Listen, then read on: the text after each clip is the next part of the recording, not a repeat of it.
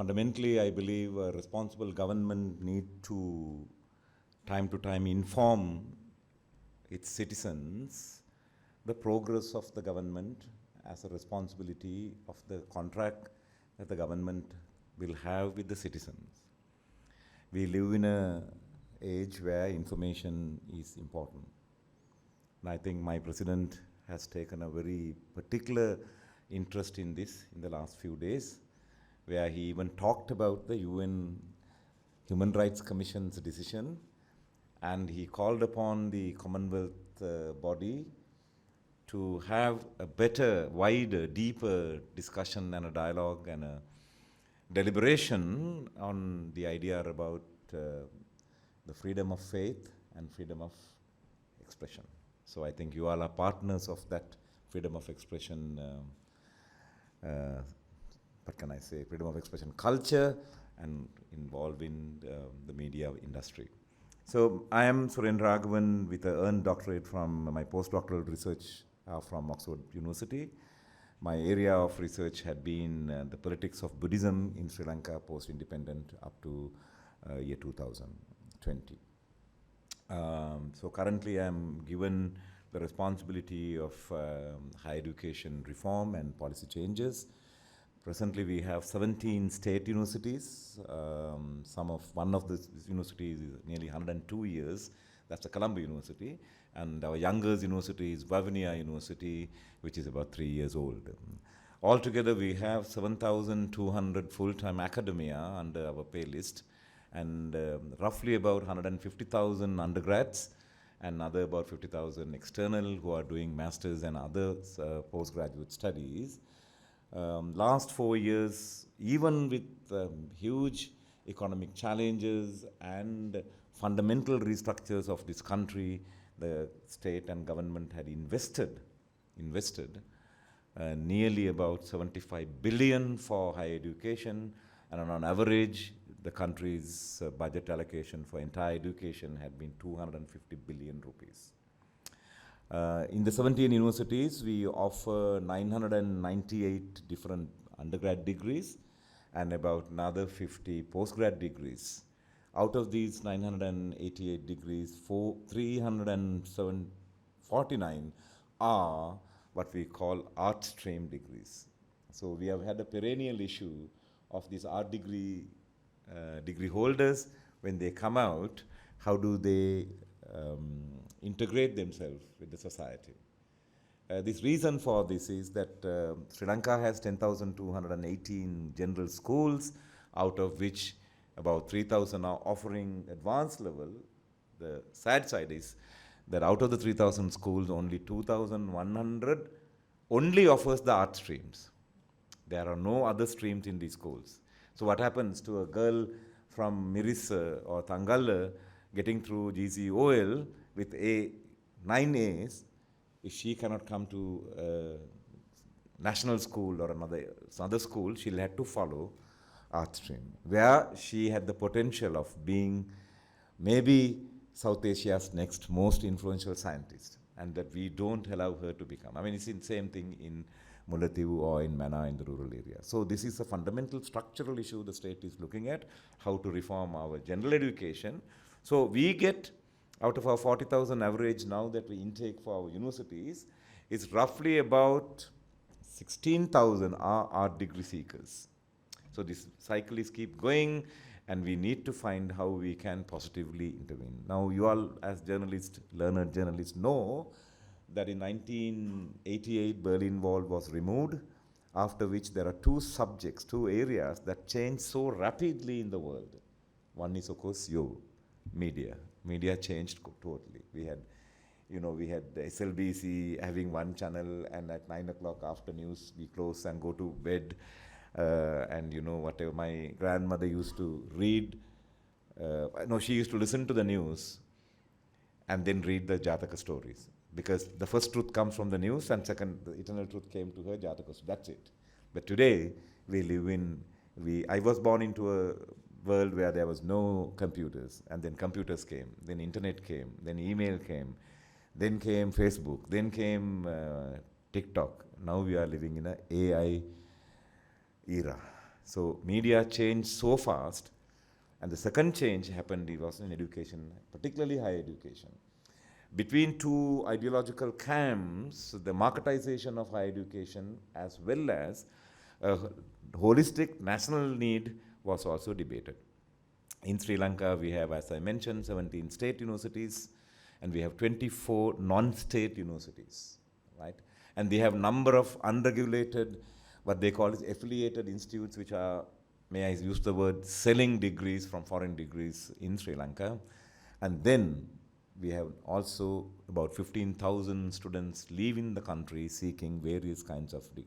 We don't have data on them because these are visa issued by different embassies, and they are not sharing with us that information. So it's immigration only will say how many students are, how many adults are leaving for a particular university.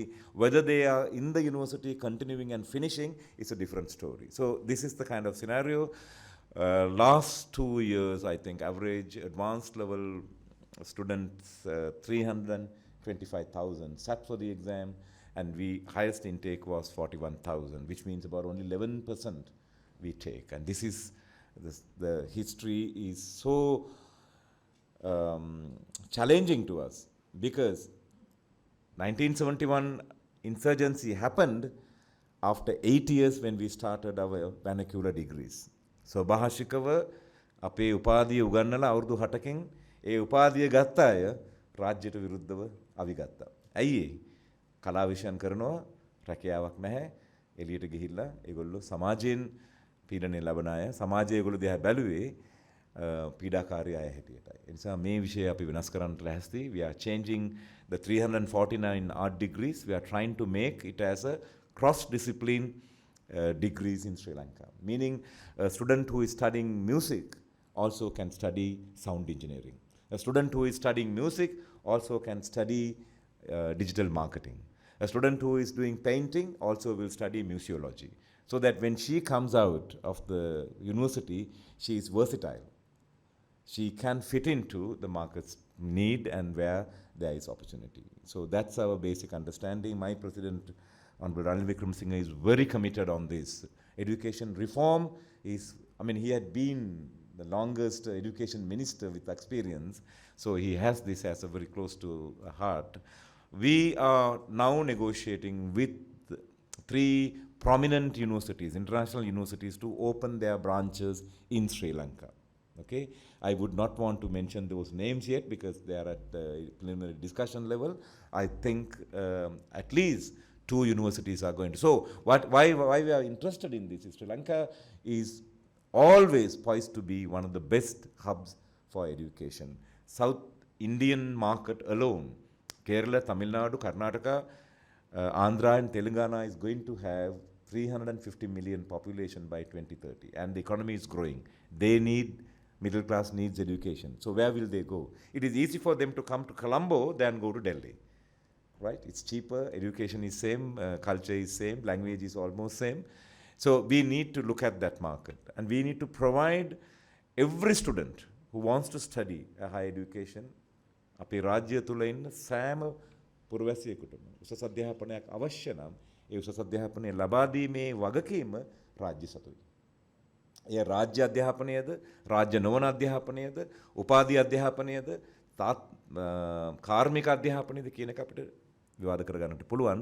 මොකද අවශ්‍ය වෙන්නේ මානව අයිතිය හැටියට අධ්‍යාපනය මානව අයිතියක්. Education is a fundamental human rights. So my president is committed to see a way that we can deal. Of course we have challenges. We have challenges because when W.W. Kannangara introduced free education, our population was nearly about 6 million and only about 400,000 students were there in the schools.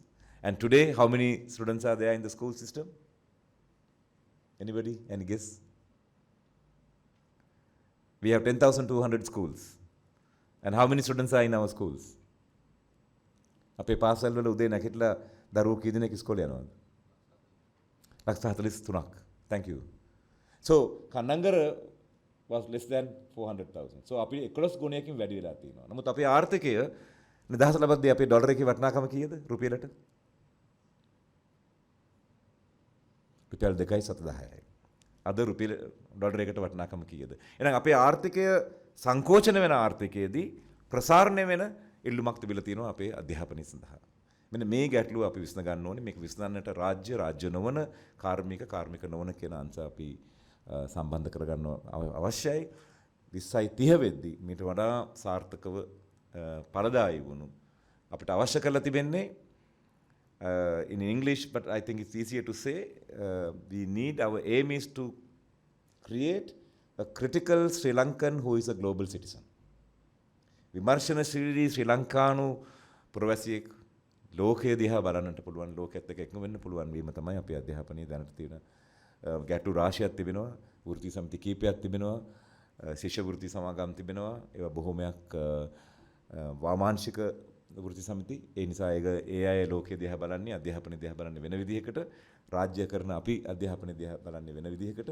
ඒ නිසා ඇතම් වෙලාවට මතවාදී විසර්ජනයන් සිදු වෙනවා. නමුත් සාකච්ඡා මාර්ගයෙන් මේ ප්‍රශ්න විසඳ ගන්න පුළුවන් කියන දැඩි විශ්වාසයක මම ඉන්නේ. මම මෙතෙන්ට එන්න කලින් කවදාවත් ශ්‍රී ලංකාවේ නියාමනය නොවුණු නමුත් අපේ ජීවිතයේ කොටසක් වෙලා තිබෙන අතිරේක පන්ති උපදේශකවරයන්ගේ සමුළුවකට නැත්නම් ප්‍රාථමික සාකච්ඡාවකට මම ඇතුළු වුණා. Right now there are about 50,000 tuition masters or tuition teachers, and out of which full time are about 620,000. Others are part time. They are in schools, they are doing jobs, government job, but they do tuition as well. එනිසා tuition ගුරුවරයෙක් කියන්නේ කවුද? ඔහු අය නිර්වචනය කරන්නේ කොහොමද? ඔහු අයගේ තරාතිරම මොකද්ද? අවශ්‍ය කරන පසුබිම් මොනවද කියන එකවත් අපි සාකච්ඡා කරනවා. So this is not non-regulated. I completely unregulated. මම tuition ගියා රාජාල්ඩි සර් ළඟට අවුරුදු 40කට කලින් advanced level වලට. තාමත් එහෙමමයි තියෙන්නේ.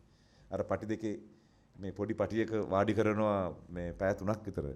ආය කරන මුදල් ප්‍රමාණය, ඒගොල්ලන්ට තියෙන පහසුකම්, ඊළඟට උගන්වීමේ ශෛලය, සමහර අය ආගම උගන්වලා තමයි ගණිතය උගන්වන්නේ. සමහර අය කුණුහරුප උගන්වලා ගණිතය උගන්වනවා. So what is the system? Are we able to understand this 21st century's human rights? සල්ලි දීලා බැනුම් අහලා ඉගෙන ගන්න ලෝකයක් අපිට තියෙන්නේ. ඒක හරිද? ඒක සාර ධර්මද? මෙවැනි ප්‍රශ්න අපි සාකච්ඡා කරනවා. ඉදිරියට ඒ අයත් එක්ක සාකච්ඡා කරලා ඉතා සාර්ථක සාකච්ඡාවක්. ඒ අය බය වුණා අපි රෙගියුලේට් කරන්න යනවා, ඒගොල්ලන්ව නවත්තන්න යනවා කිව්වා. මම ඒ ස්ථානේ නෙමෙයි මම හිටියේ. ඒක සාර්ථක සාකච්ඡාවක්. So I think I am briefing roughly. He is watching me. The time is, I think, is up. So I'll stop here. ශ්‍රී ලංකාවේ උසස් අධ්‍යාපනයේ අපිට තිබෙන දර්ශනය නම් අපේ විශ්වවිද්‍යාලවලින් බිහිවෙන අය සමාජයේ වර්තමාන ප්‍රශ්නවලට නිර්මාණශීලීව විසඳුම් සොයන ප්‍රවැසියන් වීමත්, ලෝකයේ ඉදිරි අනාගතයේදී මුහුණ දිය හැකි ප්‍රශ්නවලට, යයි උපකල්පනය කරන ප්‍රශ්නවලට විද්‍යාත්මකව ප්‍රශ්න විසඳුම් සොයන ප්‍රවැසියන් බවට පත්වීමයි අපේ මූලික ඒ අය තෝරා ගන්න විෂය උඩ. ITද, මෙඩිකල්ද, සමාජ විද්‍යාවද නෙමෙයි. That's our hope and our philosophy is to create a critical Sri Lankan who will be a global citizen to find out answers to modern and futuristic problems. I thank you. එමතුමා මේ මට ඇත්තට ප්‍රශ්න කීපයක් තියෙනවා. ඒක මම ඔබතුමාට විශේෂ නොවෙන්න පුළුවන් මොකද උසස් අධ්‍යාපන නිසා. නමුත් මම පොදුවේ කතා කරන්නේ අධ්‍යාපනය ගැන. ඔබතුමා උසස් අධ්‍යාපනයේදී නිසා විශේෂ නොවුන නෙමෙයි ඇත්තට විශේෂ කරගන්න කියලා මම ඉල්ලනවා. දැන් අපි ප්‍රාථමික අධ්‍යාපනය ගත්තාත් දැන් ප්‍රාථමික අධ්‍යාපන දුර්වලයි. පොදුවේ පිළිගන්න කතන්දරේනේ. උසස් අධ්‍යාපන ගත්තත් එහෙම, විශ්වවිද්‍යාල එළියට ආවත් එහෙමයි. එතකොට මේ පොදුවේ ගත්තාම මේ සමස්ත සමාජෙම අධ්‍යාපන ක්‍රියාවලියේ අඩුවක් තියෙන්නේ. අපි දැන් දන්නවා මානව ශාස්ත්‍ර විෂයන්, නැත්නම් සමාජ විද්‍යා විෂයන්, විද්‍යා, වාණිජ්‍ය, තාක්ෂණ ආදි වශයෙන් කොහොම ගත්තත් මේ සමාජයේ ඔක්කොම එකතු වෙන්නේ. මේකට වඩා මේ දැන් අපි පොදුවේ ගත්තට පස්සේ අධ්‍යාපනයේ කඩා වැටලා කියලාද කියන්නේ.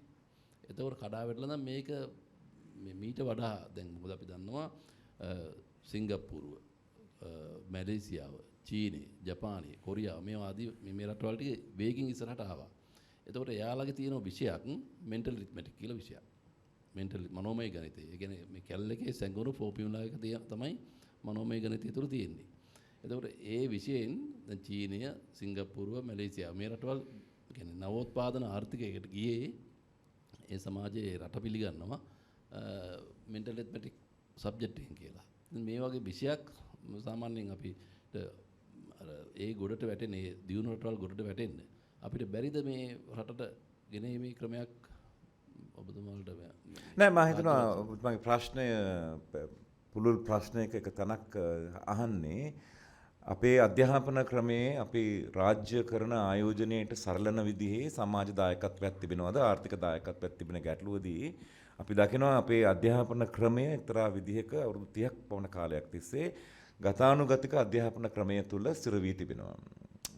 ඒතර නෝඩික් රටවල් ගැන බලපුවාම ස්වීඩන් මේ නෝර්වේ වගේ රටවල් දිහා බලපුවාමත් ඊළඟට කාර්මික රටවල් කියලා අපි කියන ජර්මනිය වගේ රටවල් බලපුවමත් ඊට පස්සේ ඔබතුමා කියපු මේ ආසියානු රටවල් දිහා බලපුවමත් ඒක වෙනස් වෙලා තියෙනවා.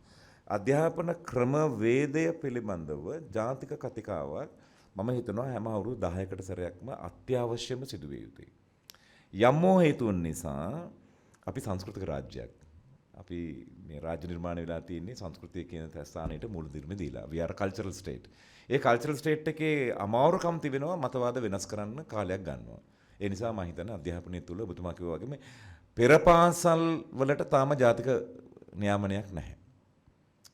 ඒතර පෙරපාසල් පිළිබඳව ජාතික ප්‍රතිපත්තියක් තාම හදාගෙන ඉන්නවා. එතකොට උතුරේ අය පෙරපාසල් දරුවන්ට උගන්වන්නේ මොකද්ද? ආගමික මධ්‍යස්ථාන වලින් නඩත්තු කරන පෙරපාසල් වලට උගන්වන්නේ මොකද්ද? මේ ගැටලු රාශියක් තිබෙනවා. මා හිතනවා ඔබතුමා අහපු ප්‍රශ්නය ඉතා වැදගත්. අධ්‍යාපනය සම්බන්ධයෙන් අමාත්‍යංශ දැක් තිබෙනවා. මම මේ අමාත්‍යංශයේ කොටසක් මම උසස් අධ්‍යාපනය බලන්නේ, පිරිවෙන් අධ්‍යාපනය, බාහිර අධ්‍යාපනය කියලා රාජ්‍ය අමාත්‍යවරු 3 දෙනෙක් ඉන්නවා. අධ්‍යාපන ආයතනය කියලා National Institute of Education NI කියලා එකක් තිබෙනවා. NEC කියලා එකක් තියෙනවා. අධ්‍යාපන කොමිෂන් සභාව කියලා එකක් තිබෙනවා. අධ්‍යාපන සේවා කියලා තිබෙනවා. මා හිතනවා කාලයක් තිස්සේ ශ්‍රී ලංකාවේ පොදු ගුණාකාරක ප්‍රශ්නයක් නම් ආයතන අතරේ සාකච්ඡා කර පොදු විසඳුමකට නොයාමයි. මේ අපේ පරිපාලනයේ අපි දකින ලොකු ගැටලුවක්. ඒ අධ්‍යාපනයටත් පොදුයි. මම හිතනවා ඔබතුමා කියන එක හරි. නායක පිළිගන්නවා. ඉතින් අධ්‍යාපන වේදීන් අධ්‍යාපන විද්‍යාඥයන් හැටියට ලයිලයියේ අපි කළ යුතු එකක් කියලා මම පිළිගන්නවා. ඔබතුමාගේ ප්‍රශ්නේ මම හිතන්නේ අපිට වැදගත් ජාතික ප්‍රශ්නයක් ඒක. ඒට පිළිතුරු සෙවිය යුතුමයි. Thank you. මොකද මම ඒ කියන්නේ අවුරුදු 13ට කලින් දැන් අපි සාමාන්‍යයෙන් අපි දැන් පොදුවේ අපි වම් මොලේ විතරක් ක්‍රියා කරන જાතියක් විදිහට අපි ඉන්නේ. ඒ කියන්නේ අපි මේ අත් දෙකින්ම වැඩ කරන જાතියක් නෙමෙයිනේ. එතකොට මේක ඩෙවලොප් කරනවා අවුරුදු 13 කලින් අර සබ්ජෙක්ට් එකේ. ඔව්. ඔව්. විෂය පිළිබඳව කියනවා ක්‍රිටිකල් තින්කින් කියලා. විමර්ශනශීලී චින්තනය ගේන්න ඕනේ කියලා. ඒක තමයි පොදුවේ දැන් අධ්‍යාපන ක්‍රමයෙන් කියන්නේ. කියන්නේ විසඳුම් තිබෙන ප්‍රශ්නය ගැටලු निराකරණය කරන්නට අපි කොහොමද විමර්ශනශීලීව ඇතුල් වෙන්නේ කියලා. එතකොට ඒක මැත්ස් එන්න ඕනේ, සෝෂියොලොජි එනවා, භෞතික විද්‍යාව ඇතුල් වෙනවා. අර ඒ ඉලක්කයට යන්න පුළුවන් විදිහේ අධ්‍යාපන ක්‍රමයක් වෙනස් වීම. ඉතින් ඔබතුමා දන්නවා ලේසි නැහැ ලංකාවේ කිසි දෙයක් වෙනස් කරන්නට. මම හිතන්නේ මහවංශයේ කියනවා සහෝදරයෝ දෙන්නෙක්ම එක පුටුවකට ගහගත්තයි කියලා. එකඟ නැහැ අපි බොහෝ දේවල් වලට. වෘත්තීය සමිතියන් තිබෙනවා, දෙමව්පියෝ ඉන්නවා, කලින් ගිය අය ඉන්නවා, ගුරුවරු ඉන්නවා, මහාචාර්යවරු ඉන්නවා, ආචාර්යවරු ඉන්නවා. ප්‍රශ්න පත්‍ර ලකුණු කරන්නට බැරි කියලා ඒගොල්ලෝ වෘත්තීය සමිති ව්‍යාපාර වලට උඩ රටක් මේක. ඉතින් මේ නිතරම මේ ප්‍රශ්න අපි ඇසිය යුතුයි. ඒ සඳහා අපි මම හිතන්නේ රාජ්‍ය මෙහෙවන්න ඕනේ. ගරු ජනාධිපතිතුමා අනිවාර්යයෙන්ම මේකට කැප වෙලා ඉන්නවා. මම කැප වෙලා ඉන්නවා. මගේ අමාත් කැබිනට් ඇමතිවරයා මහාචාර්ය සුසිල් ප්‍රේමජයන්ත කැප වෙලා ඉන්නවා. අපි මේ ක්‍රියාවලියට ඇතුල් විය යුතුමයි. මොකද අවුරුදු පහුගිය හතර තුලදී අපි රාජ්‍ය පිළිබඳව ලොකු ප්‍රශ්න තිබුණා අපිට නේ. සාරහන්ගේ බෝම්බ ගැසීම, කොවිඩ්, ඊළඟට ආර්ථික කඩාවැටීම, ගිය අවුරුද්දේ අරගලය. අපි හුස්ම ගන්නවා දැන්. මම හිතන්නේ හුස්ම ගන්න ගමන් මේ චින්තනය අත්‍යවශ්‍ය චින්තනයක් කියලා මම පිළිගන්නවා. Madam, where are you from? Which ministry? Okay. Shall we give the opportunity to non-president person so that they will say that you are not biased? Okay, you are okay with that. Okay, right. This is with regard to the shortage of A-level teachers in other streams other than the art stream, as you mentioned. So what measures will the government take to combat this situation? So this is a kind of catch-22 vicious cycle that we are going through. See, I mentioned that out of 3,000 schools, only 2,100 are only offering art stream. So you go through the art stream, you come out and you are stuck. Those balance 800 or so, they offer science subjects and management subjects, like commercial BCom subjects.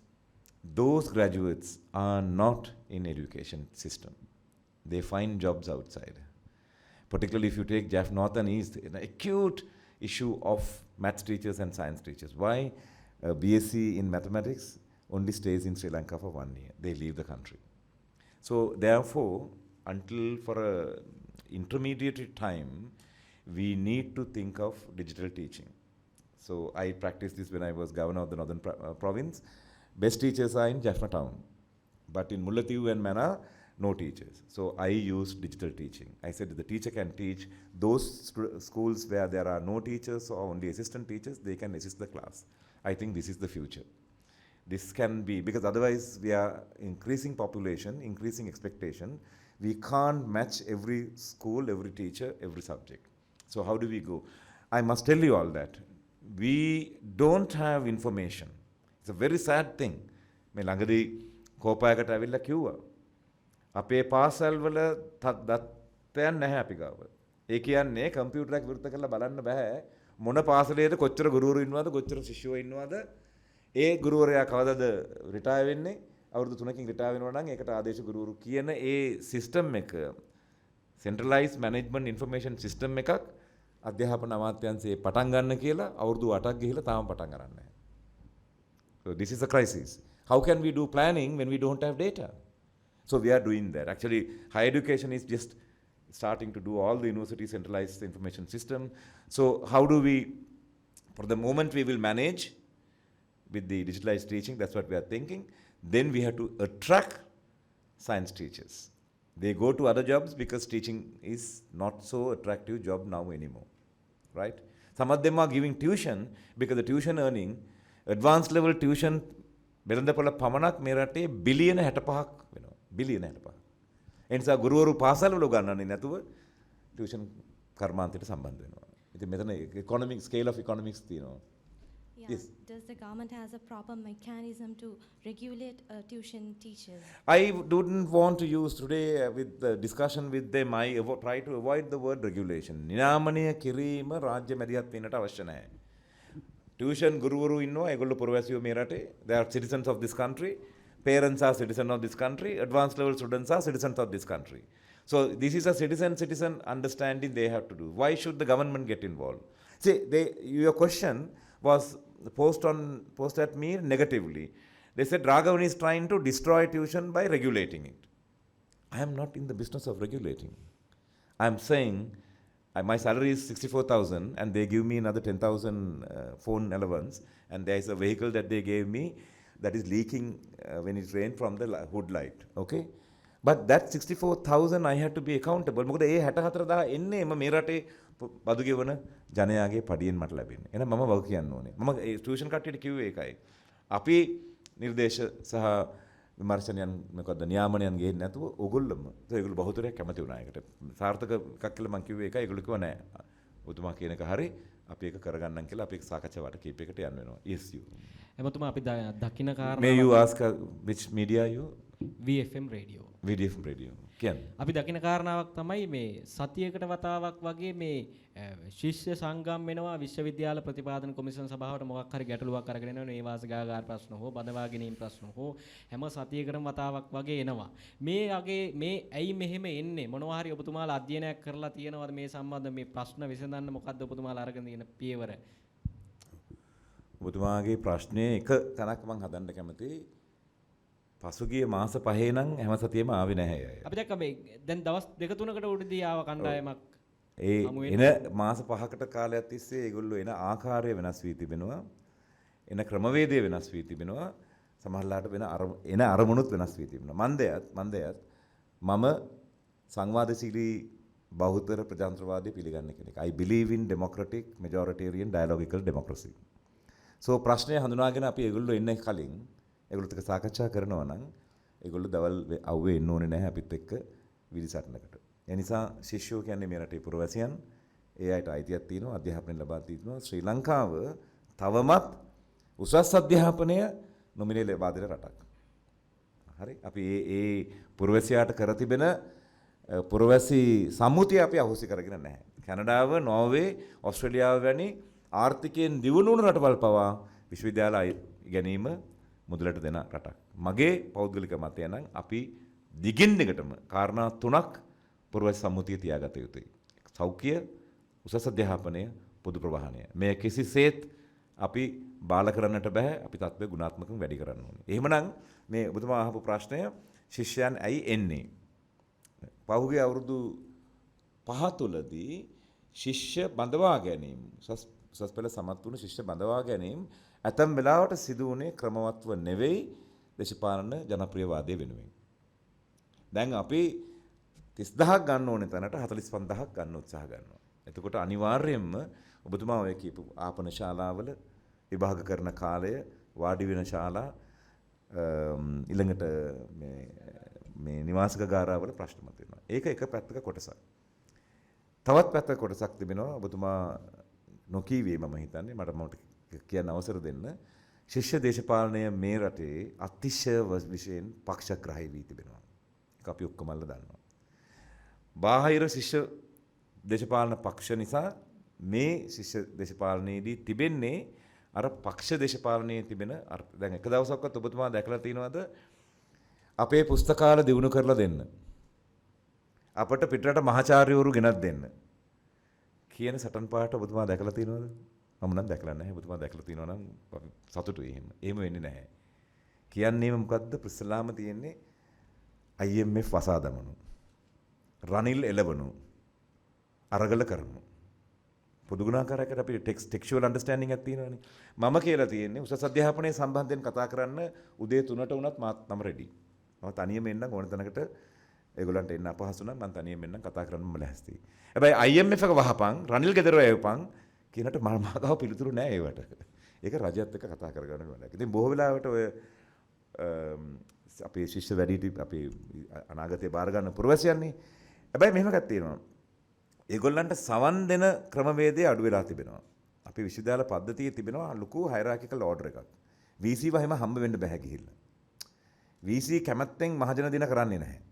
ඒ නිසා අර සාමාන්‍ය තත්ත්වෙන් විසඳගත හැකි ප්‍රශ්න හැම විශ්වවිද්‍යාලෙම මේ සමහර විශ්වවිද්‍යාලවල VC වරු ළමයින්ගේ canteen එකෙන්ම ඒගොල්ලෝ කෑම ගන්නවා. අර මේ මොකද්ද බලතුලනය නැතුව ශිෂ්‍යයන් හැටියට පිළිගන්න ඒගොල්ලෝ පුරවැසියෝ හැටියට පිළිගන්න තිබෙන සංස්කෘතිය තිබෙන විශ්වවිද්‍යාලවල ඉතා අඩු විදිහේ එක වෙලා තිබෙන්නේ. නමුත් ඔබතුමා දන්නවා අපි මම කලින් කිව්වා වගේ ඉල්ලීම් වැඩි වෙන ජනගහනයක ජීවත් වෙන රටක්. අපේ ආර්ථිකය සංකෝචන වෙන ආර්ථිකය කඩාවැටෙච්ච ආර්ථිකයක් ගොඩනගනවා. ඒ නිසා සෑම පුරවැසියෙකුටම Taman කැමති උසස් අධ්‍යාපනය කළ යුතු කාලයක් එන්න ඕනේ. ඒ තමයි අපේ දර්ශනය. නමුත් එතෙන්ට යනකල් අපිට ප්‍රශ්න රාශියක් තිබුණා. ඒ වගේම මම කියන්නම්. හොස්ටල් වල අවුරුදු 13ක් නැවතලා ඉන්න අය ඉන්නවා. අවුරුදු 4කින් විභාග කරලා ඉවර වෙන්න ඕනේ අය අවුරුදු 8මාරක් 9ක් 10ක් වෙනකල් උපාධිය කරන්න නැතුව ඉන්නවා. මේ ක්‍රමයක් වෙනස් විය යුතුයි. ඒ ක්‍රමයක් මම හිතනවා ඔබතුමාගේ ඊළඟ ඒගොල්ලන්ව දැක්කොත් හැම වෙලාව කතා කරලා අහන්න ඇයි එහෙම වෙන්නේ කියලා. හරි. ඒ වගේම අපි දැක්ක පසුගිය කාලේ අරගලයට සම්බන්ධ වුණු උද්ඝෝෂණ වලට සම්බන්ධ වුණු කණ්ඩායමක් තවමත් ඔය විශ්වවිද්‍යාල ශිෂ්‍ය පිරිසක් සිරගත කරලා ඉන්නවා. අපි දන්නවා මේ අන්තරයේ ශිෂ්‍ය කණ්ඩායම මේ උද්ඝෝෂණයකට නැත්නම් මේ පෙළපාලියකට එකතු වෙන්නේ සිරගත කරලා දින කීයද දින මෙච්චරයි අන්න එහෙම තමයි උද්ඝෝෂණයට එන්නේ. මේ සම්බන්ධව ඔබතුමාලා මොකක් හරි මේ සොයා බැලීමක් කරලා තියෙනවද? ඇයි සිරගත කරලා තියෙන්නේ? මොකක් හරි වැරද්දක් තියෙනවද? ඇයි මොවුන්ව නිදහස් කරන්න බැරි? ඒ සම්බන්ධව මොකක්ද තියෙන ඔබතුමාගේ විග්‍රහය? මම උසස් අධ්‍යාපනය කරන්නේ. තව ඇමතිවරු ඉන්නවා රටේ නීතිය හා සාමය කරන අය. රටේ උසාවි පද්ධතියක් තිබෙනවා. මම හිතන්නේ ඒ අයට එයාගේ වැඩේ කරන්න දෙන එක තමයි මම ඉගෙන ගත්ත කෙනෙක් හැටියට කරන්න පුළුවන්. මම ඔබතුමාට කිව්වා උසස් අධ්‍යාපනයේ සම්බන්ධයෙන් ඒ අය ඇවිල්ලා කතා කරනවා නම් මාත් එක්ක මම ඕන වෙලාවක පොළවේ වාඩි වෙලා කතා කරන්න කැමතියි. ඒ අය කරන්නේ නීතිය හා සාමය පිළිබඳ ගැටලුවක් මතුවෙන මොහොතේදී පොලිසිය ක්‍රියා කළ යුතු ආකාරය, අත්අඩංගුවට ගත යුතු ආකාරය, සිරගත කළ යුතු ආකාරය, නඩු කළ යුතු ආකාරය කියන වෙනම පද්ධතියක් තිබෙනවා.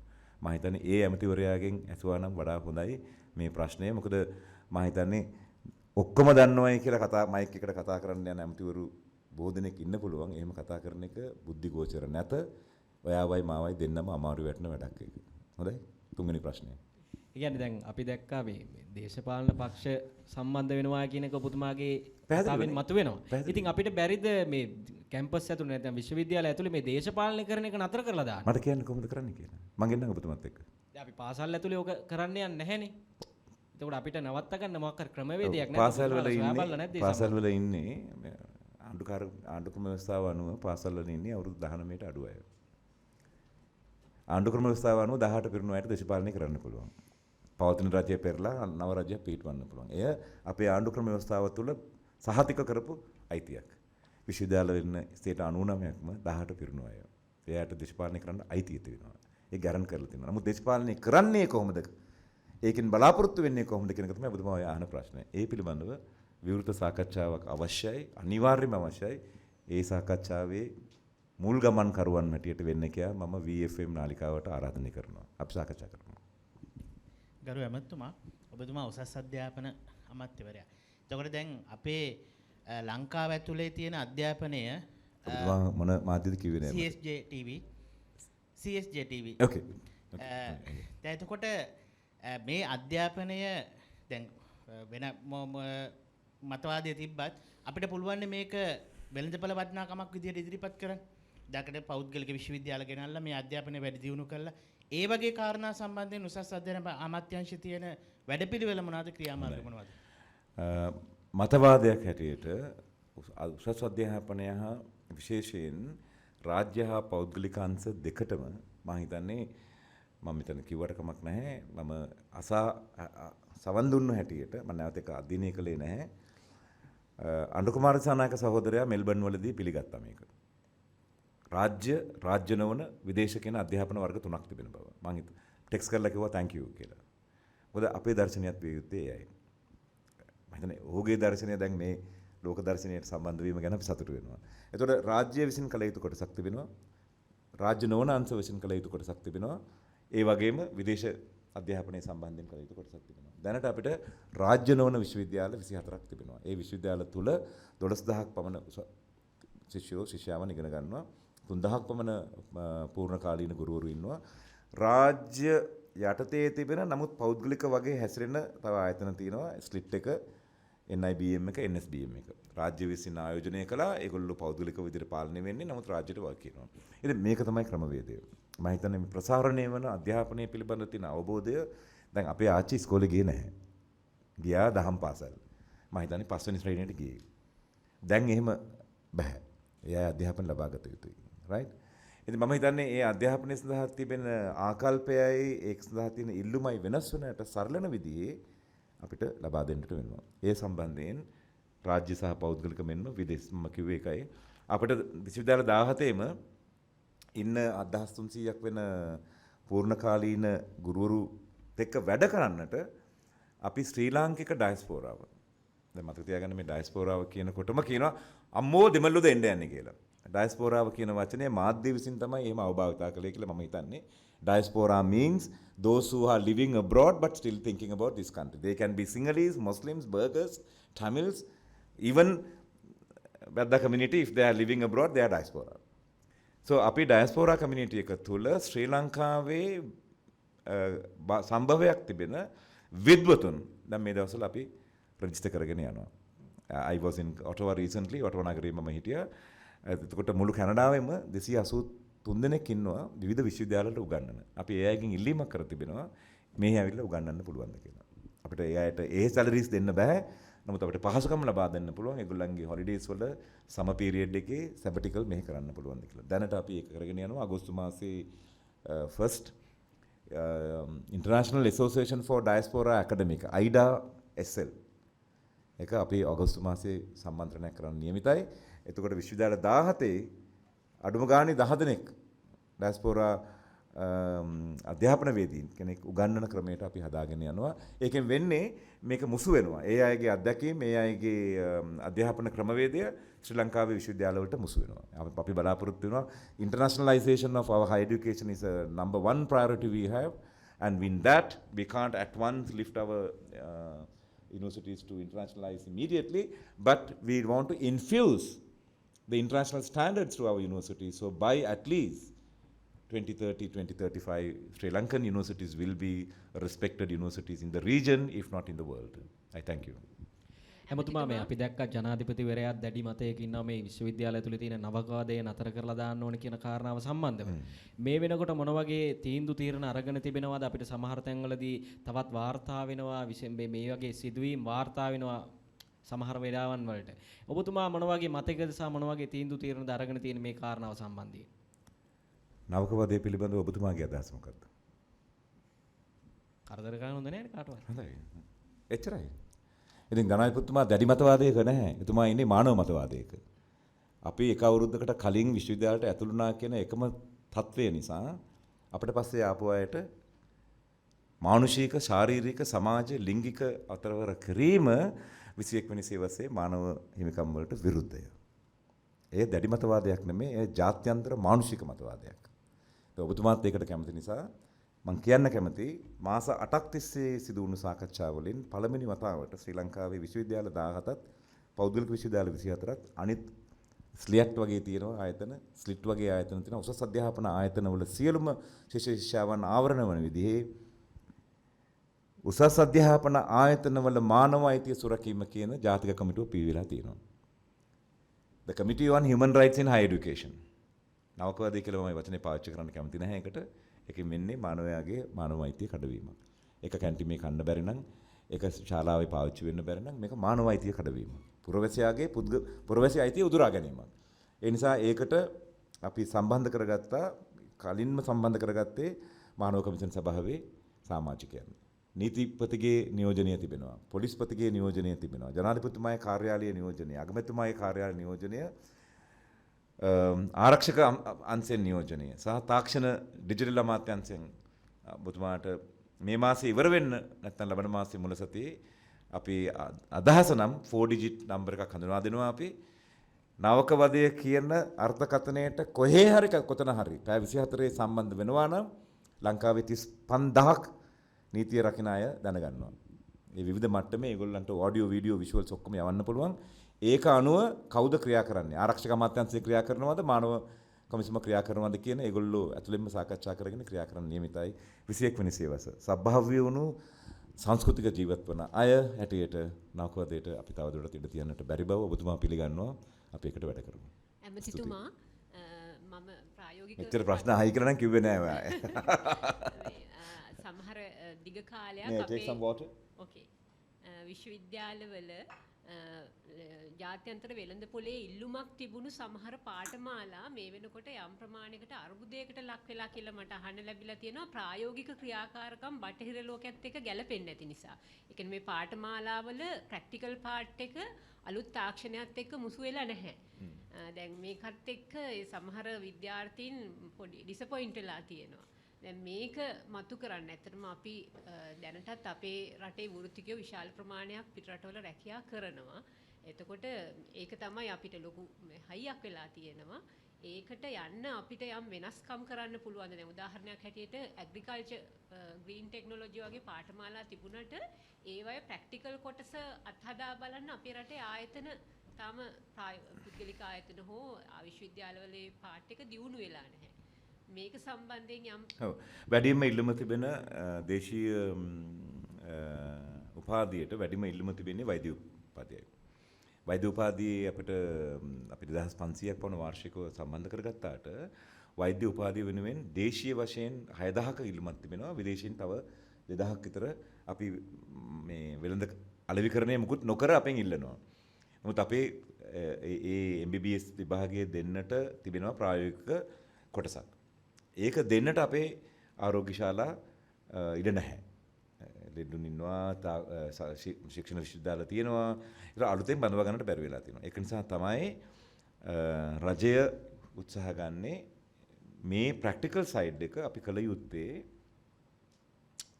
රජය හා පුද්ගලික කියන අංශ දෙකෙන්. උදාහරණයක් වශයෙන් දැනට අපේ තියෙන්නේ MBBS එකේ ටීචින් ක්ලිනිකල් වලට යන්න පුළුවන් රජයේ රෝහලට පමණි. ප්‍රධාන රජයේ රෝහල් කීයක් තියෙනවද? දිස්ත්‍රික්ක 24 24යි තියෙන්නේ. එහෙනම් අපි කිව්වා ඒ නිසා බේස් හොස්පිටල් කියලා තියෙනවා තොගයක්ම. එහෙනම් පෞද්ගලික අංශයට පුළුවන් නම් බේස් හොස්පිටල් වල ඉන්වෙස්ට් කරලා දියුණු කරන්න අපේ ડોක්ටර්ස්ලව අපි ඉන්ටර්න් වලට යවන්න පුළුවන් එතෙන්ට කියන එක. ඉතින් අපි ක්‍රමවේදයක් සාකච්ඡා කරමින් ඉන්නවා. ඔතන තව ගැටලුවක් තිබෙන්නේ chemistry special BSc or MSc කරන අයට. මොකද ඒකට තියෙනවා ලෝකය පිළිගත්ත මෙන්න මේ ආකාරයේ ප්‍රමාණයේ ඉන්ඩස්ට්‍රි එකක අත්දැකීමක් තියෙන්න ඕනේ කියලා. දැන් ලංකාවේ එවැනි ඉන්ඩස්ට්‍රීස් නැහැ. ලංකාවේ තියෙන ලොකුම කෙමිස්ට්‍රි ඉන්ඩස්ට්‍රි එක මම හිතන්නේ සබන් හදන කම්පනීස් වගේ ඒවා තමයි තියෙන්නේ. රයිට්? ඒ නිසා අපිට ඒක දෙන්න. ඒක එතනදී ඒ අය පිටට යද්දි ලොකු ප්‍රශ්නයක් මතුවෙනවා. ඔබතුමී කියපු ප්‍රශ්නේ හරි. ඒකට ඒගොල්ලෝ අහනවා කොහෙද ඔයා ප්‍රැක්ටිස් කළේ කියලා. ප්‍රැක්ටිස් කරලා නැහැ. So අපි ඉන්දියාවත් එක්ක සාකච්ඡා කරනවා ළඟම තියෙන රට හැටියට ඒගොල්ලන්ගේ ඉන්ඩස්ට්‍රීස් තියෙනවා. Huge industries. So what we are trying to do is to send these practical sites to nearby countries, India and Malaysia, and by which we will get the exposure and the experience. So until මම හිතන්නේ නෑ හැම විෂයකටම ලෝක මට්ටමේ අවශ්‍ය කරන රසායනගාර අපි හදන්න ඕනේ කියලා. ඒක අපිට කරන්නත් බෑ. ඒ නිසා අපිට ආසන්න වශයෙන් තිබෙන රටවල් වලට ගිහිල්ලා ඒ ප්‍රැක්ටිකල් සයිඩ් එක විතරක් එතනින් කරගෙන එන්න පුළුවන් විදිහේ ක්‍රමයක් අපි උත්සාහ කරනවා. Thank you. අමතුමනේ අවසාන ප්‍රශ්නේ අහන්නේ එකම ප්‍රශ්නයයි. මේ ඔබතුමා කිව්වා පහුගිය අවුරුදු මාස 5කින් මේ ශිෂ්‍ය උද්ඝෝෂණ වගේ දේවල් දකින්න හම්බුනේ නැහැ කියලා උසස් අධ්‍යාපන අමාත්‍යාංශයට. මේක එහෙමනම් මෞගිය මාස 5ට එපිට ගිය ප්‍රශ්නයක්. මේ දකුණේ දෙමව්පියන් අතර සාමාන්‍ය ජනතාව අතර තියෙන පොඩි ආකල්පයක් උතුරේ මේ සිසුයන් ඉතා හොඳින් අධ්‍යාපනය කරන අතරතුර මේ දකුණේ කොළඹ අවට විශ්වවිද්‍යාල උසස් අධ්‍යාපන ආයතනවල ඉන්න ළමයි වැඩියෙන් එළියට ඇවිල්ලා බැහැලා උද්ඝෝෂණ වගේ දේවල් පවත්වනවා කියලා. මේක ඔබතුමාගේ පැත්තෙන් දකින පෞද්ගලිකව දකින අදහස මොකක්ද? ඇයි මෙච්චර අමාරු ප්‍රශ්න අහන්නේ නේ? උතුරු දකුණ පිළිබඳව මම හිතන්නේ අපි සමාජයේ එක වෙන්නට නම් උතුර සදාකාලිකවම අධ්‍යාපනය පිළිබඳව මුල් තැන් දුන්නු සංස්කෘතියක්. මම හිතන්නේ දකුණත් එහෙමයි. නමුත් මේ මෑත කාලයේදී මම හිතන්නේ යුද්ධ සමයේදී පවා ඒගොල්ලන්ගේ සම්මුතියක් තිබුණා අධ්‍යාපනයට අත තියන්නේ නැහැ අපි. යුද්ධ කාලයේදීත් අධ්‍යාපනය කළා, විභාග කළා. යුද්ධ කාලයේදීත් මෙඩිකල් කොලෙජ් යන බෙස්ට් ස්ටුඩන්ට් බිහි වුණේ යාපනයේ. ඉතින් ඒක මම හිතන්නේ සමාජ සාකච්ඡාවක්. ඒකට සමාජ විද්‍යාඥයෝ සහ මානව විද්‍යාඥයෝ සොයු යුතු පිළිතුරක්. මම සමාජ විද්‍යාඥයෙක් නෙවෙයි. ඇයි දකුණේ සිසුන් මෙවැනි ආකාරයට ක්‍රියා කරන්නේ කියන එක ඇත්තනම් ඔබතුමා කියන එක ඇත්තනම් අපිට දෘශ්‍යමානව පේනවා ඇත්ත කියලා. ඒකනම් ඒවට හේතුන් මොනවද කියලා මම හිතන්නේ අපේ විශ්වවිද්‍යාලවල මම අහලා තියෙනවා. මම ඇත්තටම මේ අපේ අර එන්කෑෂ් කියන ආයතනයේ මම ඇහුවා අරගලයේ කීමක් තියෙනවද අපිට බුද්ධිමතුන් හැටියට. අවුරුද්දක් වෙන්න යනවා. ඒතකොට ලක්ෂකමාරක් සමහරක් අය කියන ලක්ෂ 5ක් සමහරක් අය කියන මිලියනයක් ජනතාව පාරට බැස්සේ. ඇයි? ඒගොල්ලෝ ක්‍රියා කරපු ආකාරය කොමක්ද? එයින් රාජ්‍ය හා පුරවැසියා ඉගෙන ගත්ත පාඩම් මොනවද? තාමත් කරලා නැහැ. ඉතින් ඔබතුමා අහන දීර්ඝ ප්‍රශ්නයට මම හිතන්නේ අපිට focus කරන්න වෙනවා. We'll have to ask, we'll have to do, I think, continuous, what we call continuous social sampling and find out why are they behaving differently between north and east. ඇතැම් වෙලාවට ඒගොල්ලන්ට අපිට වඩා ප්‍රශ්නයක් වැඩි ඇති. මම දන්නේ නැහැ. ඒ ප්‍රශ්න වලට ජය ගන්න නම් අධ්‍යාපනයේ පළමුව ජය ගන්න ඕනේ කියලා හිතනවා ඇති. මම දන්නේ නැහැ. I'm just imagining that may be one of the reasons they have so many other issues. Right? So therefore, education is number one way of overcoming those. The first question to overcome is education. They may be committed. ගුරුවරු strike කරද්දිත් උසස් අධ්‍යාපනයේ උසස් පෙළ විභාග ප්‍රශ්න පත්‍ර බලන්නේ නැහැ කියද්දිත් ඒගොල්ලෝ කිව්වා නැහැ. අපි අත තියන්නේ නැහැ ඒකට. මෙහෙන් ගුරුවරුන්ගේ වෘත්ති සමිතිය ගිහිල්ලා කිව්වා ස්ට්‍රයික් කරන්න කියලා. ඒගොල්ලෝ කිව්වා නැහැ. අපි කරන්නේ නැහැ කියලා. ඊට පස්සේ උසස් පෙළ අධ්‍යාපනයේදී ප්‍රශ්න පත්‍ර මාක් කරන්නේ නැහැ කියලා සතියයි ඒගොල්ලෝ කල් දැම්මේ. ඒගොල්ලෝ කිව්වා කරුණා කරලා අපි මේක මාක් කරන්න යන්නේ. මේක මට වඩා ඔයගොල්ලෝ මාධ්‍යයේ ඉන්න නිසා මාධ්‍ය විසින්ම මාධ්‍යයෙන් අහලා උතුරේ අයගෙන් ඇසිය යුතු ප්‍රශ්නයක්. because there is biasness in me. මං ආණ්ඩුකාරවලා හිටියා ඒක නිසා දැන් දෙමළ මිනිස්සු ඉගෙන ගන්න දක්ෂයි නේ වගේ කතාවක් කියවෙයි කියලා මගේ අතින් එහෙම මම bias. That's not true. That's not true at all. I think they are facing set of problems and they think education is number one to overcome and they are geared for it. And internationalization is taking place very strongly. ජාත්‍යන්තරකරණය අපේ පාසල් සහ අධ්‍යාපනයේ අපේ උසස් අධ්‍යාපනයේ කර. So three things මම ඔයගොල්ලෝ මේක ඉවර කරන්නම් අරගෙන මට කියනවා නවත්තන්න දැන් කියලා. Three things I want to emphasize here. අපේ විශ්වවිද්‍යාලවල කාරණා තුනක පිළිබඳ දර්ශනයක් මම දකිනවා. Number 1, intellectual independence. බුද්ධිමය ස්වාධීනත්වය අපේ විශ්වවිද්‍යාලවලට. ඒවා රාජ්‍ය විශ්වවිද්‍යාල නිසා රාජ්‍ය පරිපාලනයට අයිති ඒවා රාජ්‍ය පරිපාලනය යටතේ ඉන්නේ. නමුත් ඒගොල්ලන්ට බුද්ධිමය ස්වාධීනත්වය මම සහතික කරනවා. ඒ බුද්ධිමය ස්වාධීනත්වයෙන් සිදුවෙන දේ තමයි ඊළඟ එක they need to be integrated with the society. සමාජයේ ප්‍රශ්න විසඳන පුරවැසියන් බවට පත් වෙන්න එතනින් එළියට එන අය. ප්‍රශ්නයේ කොටසක් නෙමෙයි විසඳුමේ කොටසක් හැට පත් වෙන්න. So intellectual independence, integrating with society and internationalization of our universities. අපේ විශ්වවිද්‍යාල ජාත්‍යන්තරකරණය කිරීම අපිට my president is committed to that. President Ranil is absolutely committed to how to internationalize our education and particularly අපේ රෑන්කින් අනුව ගත්තොත් කොතනද තියෙන්නේ කියලා ඔයගොල්ලෝ දන්නවා ජාත්‍යන්තර අපේ විශ්වවිද්‍යාල. ඒකට හේතුන් රාශියක් තිබෙනවා. ඒ හේතුන් අපි ජයගත යුතුයි. මම හිතන්නේ දැන් ඇතිනේ අරගොල්ලෝ මට වෙඩි තියන්න නියමිතයි. බොහොම ස්තුතියි.